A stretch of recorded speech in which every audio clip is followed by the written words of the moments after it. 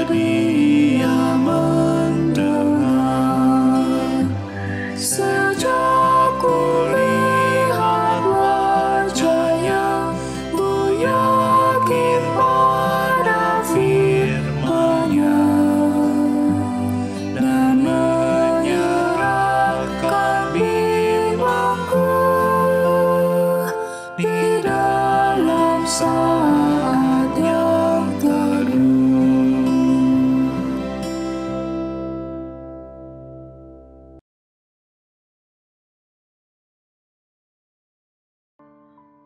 Mazmur 93 ayat 1 dan 2. Tuhan adalah Raja.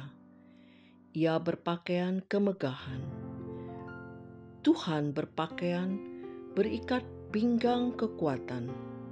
Sungguh telah tegak dunia tidak bergoyang. Tahtamu tegak sejak dahulu kala. Dari kekal engkau ada. Selamat pagi saudara-saudara, marilah kita bersama-sama berdoa sebelum membaca dan merenungkan firman Tuhan.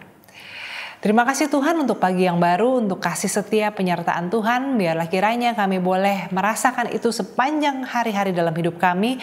Dan biarlah kami boleh mencerminkan cinta kasih dan pemeliharaan Tuhan juga melalui hidup kami kepada orang-orang yang Tuhan tempatkan dalam perjalanan hidup ini. Ya Tuhan, biarlah firman Tuhan menjadi bekal kami, menjadi kekuatan, menjadi inspirasi kami. Dalam nama Tuhan kami Yesus Kristus kami berdoa. Amin. Saudara-saudara, saya akan membacakan bacaan Alkitab kita dari 1 Petrus pasal 3 ayat 8 sampai 12. Demikian. Dan akhirnya hendaklah kamu semua seia sekata, seperasaan, mengasihi saudara-saudara, penyayang dan rendah hati.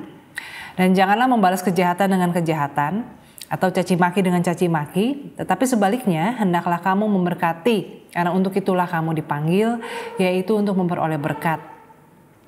Sebab siapa yang mau mencintai hidup dan mau melihat hari-hari baik, ia harus menjaga lidahnya terhadap yang jahat dan bibirnya terhadap ucapan-ucapan yang menipu.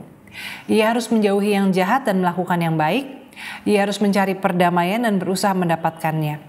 Sebab mata Tuhan tertuju kepada orang-orang benar dan telinganya kepada permohonan mereka yang minta tolong. Tetapi wajah Tuhan menentang orang-orang yang berbuat jahat. Sedemikian jauh pembacaan firman Tuhan.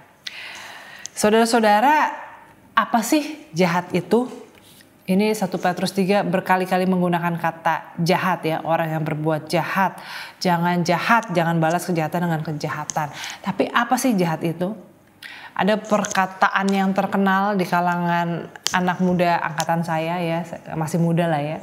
Saudara-saudara, ketika Cinta berkata kepada Rangga dalam Ada Apa Dengan Cinta 2, Rangga, apa yang kamu lakukan itu jahat. Nah, itu sempat populer perkataan itu. Emang Rangga ngapain Cinta? Intinya Rangga menghilang dari hidup Cinta sehingga Cinta tergantung-gantung tanpa kejelasan. Apakah itu jahat, saudara-saudara? Nah, jadi apa sih yang disebut jahat itu?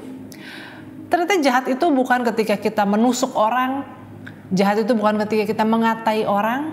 Karena apa yang dilakukan Rangga itu dianggap jahat oleh Cinta, dan Rangga mungkin tidak sadar bahwa itu jahat. Jadi apa sih yang dimaksud dengan jahat?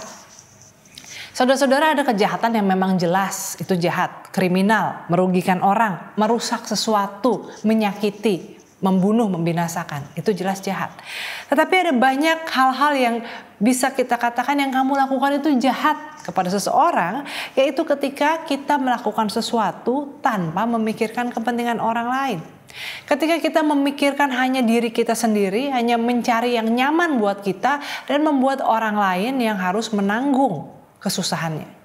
Maka misalnya kalau kita bakar sampah sehingga tetangga kita batuk-batuk menghirup asap sampah yang beracun itu menjadi jahat. Dan sebetulnya itu juga merugikan diri kita sendiri. Nah, dalam surat Petrus ini yang jahat itu dikatakan juga dalam perkataan jahat, dalam caci maki, dalam ucapan yang menipu. Dan jahat ini juga dalam surat Petrus menjadi lawan dari perdamaian. Ya, jangan mencari yang jahat, tapi lakukan apa yang membawa perdamaian. Nah, jadi saudara-saudara di sini kita lihat bahwa jahat itu juga bisa ketika kita membohongi orang lain. Ketika kita menggunakan perkataan kita untuk merusak reputasi orang, untuk menghancurkan kepercayaan diri seseorang. Dan jahat itu juga ketika kita menebar benih-benih permusuhan. Mungkin dalam lingkungan pergaulan kita, ketika kita mengadu domba dan sebagainya. Nah, kalau kita definisikan kejahatan demikian, jangan-jangan saudara-saudara kita semua ada kejahatan dalam diri kita. Mungkin kita suka berpikir negatif, mungkin kita suka berkata-kata penuh penghakiman, mungkin kita suka menyebarkan kebohongan, mungkin kita suka mengadu domba sehingga orang tidak hidup akur satu dengan yang lain. Nah, kalau kita sadar bahwa kita pun kadang-kadang juga jahat, maka bertobatlah. Nah, kalau kita sebagai anak-anak Tuhan berhadapan dengan kejahatan itu, apa yang harus kita lakukan? Saudara-saudara, di sini Petrus berkata, jangan balas kejahatan, tapi berkatilah. Kalau kita berhadapan dengan orang yang jahat di mata kita, yang kita anggap merugikan kita, jangan dibalas. Jangan merendahkan diri kita menjadi selevel dengan dia. Ya, karena susah. Kalau udah turun tuh naik lagi susah. Kalau kita udah jadi sejahat dia, untuk kita jadi baik lagi tuh perjalanannya panjang lagi.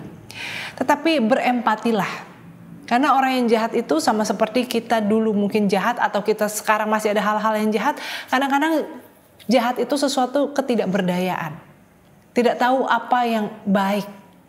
Tidak tahu bagaimana harus mengendalikan atau membuang pikiran-pikiran jahat sehingga bisa keluar hal-hal yang baik. Berempatilah. Sama seperti Tuhan Yesus di atas kayu salib berkata, ampunilah mereka sebab mereka tidak tahu apa yang mereka perbuat. Berempatilah, berkatilah mereka. Karena saudara-saudara, prinsip berkat itu ya, ketika kita memberkati seseorang dan berkat itu tidak diterima atau tidak layak untuk orang tersebut, berkat itu akan kembali ke kita. Tapi kalau kita mengutuk, kalau kita mencaci maki, kita membalas, dan orang itu ternyata tidak sejahat yang kita pikir dan dia tidak berhak mendapat kejahatan yang keluar dari hati kita, maka ya balik lagi kepada yang ngirim. Jadi berkatilah, karena kita dipanggil untuk memberkati. Lalu juga dikatakan, hendaklah kamu seia sekata seperasaan. Di sini ya kita juga perlu untuk berbicara. Kalau ada hal-hal yang kita rasakan itu kok jahat ya, kok kamu memikirkan diri sendiri, kok kamu merugikan saya, coba dibicarakan. Karena kadang-kadang orang-orang yang jahat dalam hidup kita tuh bukannya musuh kita, bukannya bangsa lain, tetapi orang-orang yang ada dalam hidup kita. Keluarga kita, teman-teman kita, rekan-rekan kerja, sepelayanan kita. Maka hendaklah kita seia sekata seperasaan, dibicarakan supaya bisa ketemu jalan temu. Dan seandainya pun tidak ketemu jalan temu, saudara-saudara, karena mungkin kita mau, dianya tidak mau, kita sudah sampai, dianya masih belum sampai, maka hendaklah kita menjadi orang yang mengasihi dan penyayang. Hendaklah kamu saling mengasihi, hendaklah kamu menjadi penyayang. Itu artinya apa? Ini bicara soal sifat yang penuh kasih. Kita nggak bisa mengatur orang lain untuk berubah, untuk bisa mengerti, untuk bisa seia sekata dengan kita. Tapi kita bisa memastikan bahwa hati kita tidak dikuasai oleh kemarahan dan kebencian. Hanya penuh dengan kasih, penuh dengan upaya untuk mengerti, penuh dengan penerimaan, penuh dengan pengampunan. Sehingga dengan demikian saudara-saudara, maka kita memenuhi panggilan kita untuk menjadi anak-anak Tuhan, yaitu berbahagialah mereka yang menjadi pembawa damai, karena merekalah yang disebut sebagai anak-anak Allah. Tuhan memberkati. Amin. Tuhan, kami mengucap syukur kepadamu untuk semua kebaikan Tuhan. Kami bersyukur karena tidak pernah Engkau meninggalkan kami dalam segala pergumulan kami. Bahkan sebelum kami menyanggupi untuk menjadi anak-anak Tuhan, pelayan-pelayan Tuhan, Engkau telah melimpahi kami dengan berkat kehidupan, dengan pemeliharaan, dengan perlindungan sampai sekarang. Untuk itu ya Tuhan, kami mau menyerahkan hidup kami, agar kami bisa menjadi berkat dalam segala hal yang kami lakukan, dalam pekerjaan kami, dalam kehidupan keluarga kami, dalam pergaulan kami, dalam bisnis usaha kami, dan juga dalam pelayanan kami di gereja maupun juga di tengah masyarakat. Pakailah hidup kami ya Tuhan untuk menjadi kemuliaan bagi nama Tuhan. Untuk itu kami juga mau berdoa Tuhan untuk orang-orang yang setia memberikan hidupnya untuk menjadi berkat bagi sesama. Mereka yang melayani di tempat-tempat yang sulit, di tempat-tempat yang terpencil, mungkin juga dengan kehidupan yang terbatas, dengan sumber daya yang terbatas. Tuhan sertai mereka, Tuhan sediakan segala kebutuhan mereka, Tuhan lindungi mereka, jauhkan mereka dari segala yang jahat. Kami mau berdoa juga Tuhan secara khusus untuk orang-orang yang melayani di GKI Surya Utama, untuk para karyawan baik di kantor tata usaha maupun juga yang mengurus merawat gedung kami atau yang menjaga keamanan dan semuanya. Kami juga mau berdoa bagi karyawan dan para dokter, perawat di poliklinik. Biarlah kiranya Tuhan selalu menyertai mereka, berkati mereka dengan sukacita, menjaga kesehatan mereka, sehingga mereka boleh terus bukan saja melayani umat Tuhan, tetapi juga melayani masyarakat yang datang berobat di Poliklinik Surya Utama. Tuhan, kami mau berdoa juga bagi para aktivis, anggota komisi dan pokja, anggota majelis jemaat, orang-orang yang memberikan waktu dan tenaga dan talenta mereka di tengah kesibukan mereka, di tengah keseharian mereka untuk melayani Tuhan, untuk melayani gereja Tuhan. Biarlah kiranya Tuhan terus menyertai mereka, memberikan mereka segala yang baik dalam hidup mereka. Tuhan, kami mau menyerahkan hidup kami, agar apapun yang kami lakukan boleh menjadi kemuliaan bagi nama Tuhan, boleh menjadi kebaikan bagi sesama, dan juga boleh mendatangkan kebaikan bagi kami. Dalam nama Tuhan kami Yesus Kristus, kami berdoa dan mengucap syukur. Amin.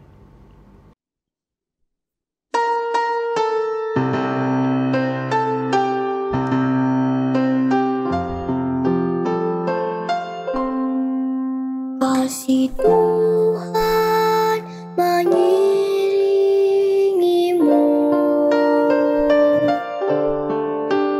dan sayapnya melindungimu.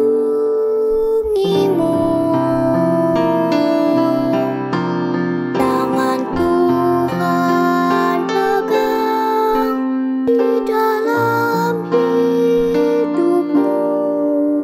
Majulah dalam terang kasih-Nya.